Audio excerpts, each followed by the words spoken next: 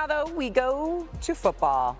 Shedeur Sanders, look at him, looking at his new place of work in Cleveland as the Browns rookie minicamp is officially underway. And no rookie camp will have more eyeballs or opinions because the Browns have multiple rookie quarterbacks with Dillon Gabriel also in the quarterback room. And then, of course, the most discussed fifth rounder we've seen in some time in Shedeur Sanders. This also is the time for these two to really set the tone because Kenny Pickett and Joe Flacco will be joining their competition shortly.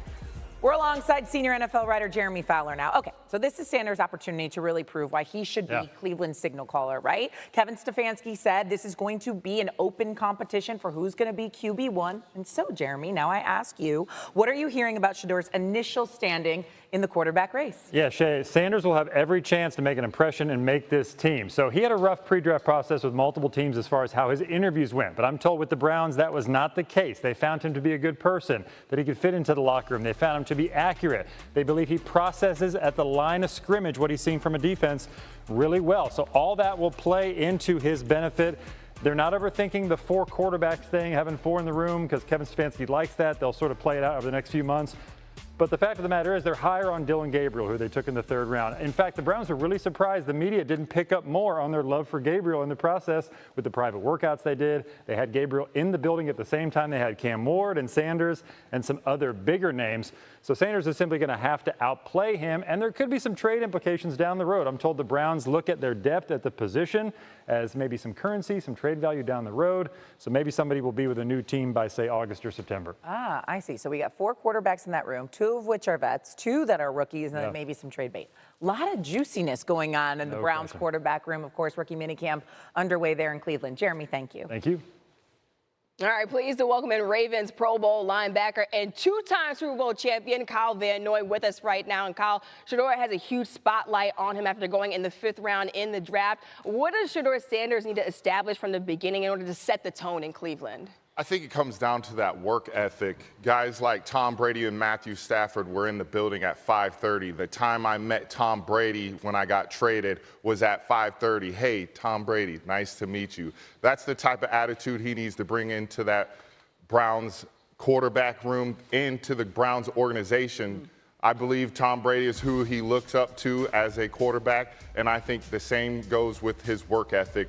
You really got to watch his work ethic during the Browns process. That's what I'm looking for, to see how he operates, you know, with his teammates on the field, off the field. I think the work ethic, and then let all the cards fall where they need to fall, and he's going to be all right. Yeah, just a couple days after the draft, he was already in Cleveland working out. So we know that the work ethic is there. Staying here in the division, the Steelers traded George Pickens to the Cowboys on Wednesday. Pittsburgh offense is going to look a bit different this season. So what do you expect to face when you go out there on the field this year? I expect him, Arthur Smith, the offensive coordinator, to get back to running the football as much as he did down in Atlanta. I really think he's going to lean heavy on Jaylen Warren and the new rookie Caleb Johnson. They're going to do a really good job of getting them involved with the two-headed monster between those two. I believe they're going to go back to that old school run the football, and then DK Metcalf, Pat Freiermuth. Those guys are going to be the go-to guys. Whichever quarterback plays, they're going to be looking at DK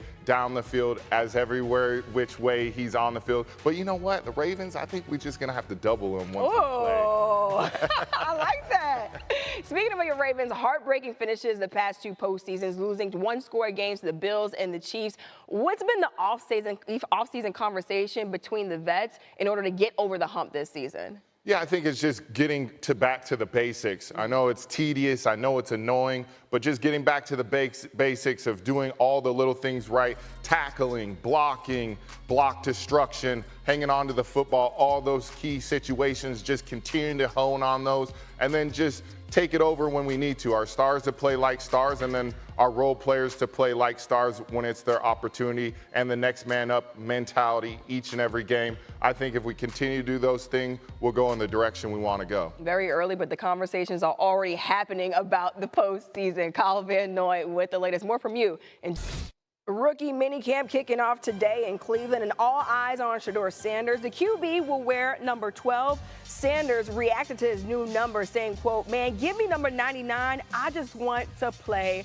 ball." That's what you want to hear out of your quarterback. We say hello to NFL reporter Kimberly A. Martin, who is in Berea, Ohio. And Kimberly, what should be expected of Shedeur Sanders on the opening day of rookie minicamp? Listen, Amina, I know I'm here in Berea, as always, but if you were expecting the Browns to know exactly who their starting quarterback is going to be in September, that answer is far in the future. Listen, this is first day of rookie camp. This is not a competition between Shedeur Sanders and Dillon Gabriel. This is an opportunity for both of these young quarterbacks to learn the playbook, and then for us, and particularly the Browns coaches, to get to know these guys.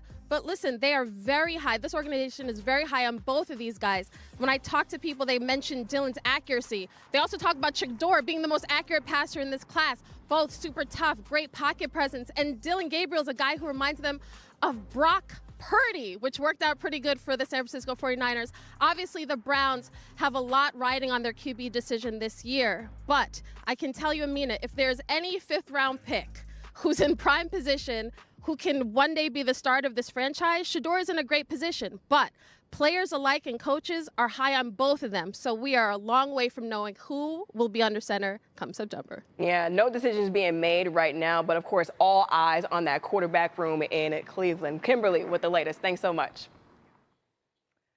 Let's welcome in NFL analyst now, Mina Kimes. And Mina, we've talked a lot about it now. Shedeur has a very crowded quarterback room to kind of navigate there in Cleveland. And so what will Sanders need to work on most this summer if he wants to get an opportunity to see the field or even start this fall?